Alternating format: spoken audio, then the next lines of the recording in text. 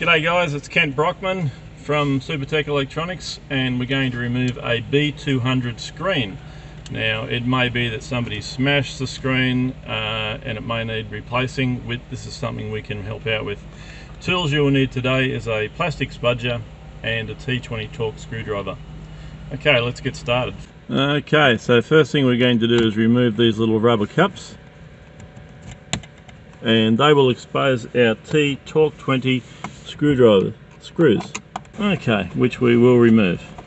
Alrighty, so we've got those two screws removed. We're going to pull it up and out very gently. It is attached electrically, and once we've got it to that stage, we can unclip the electrical cables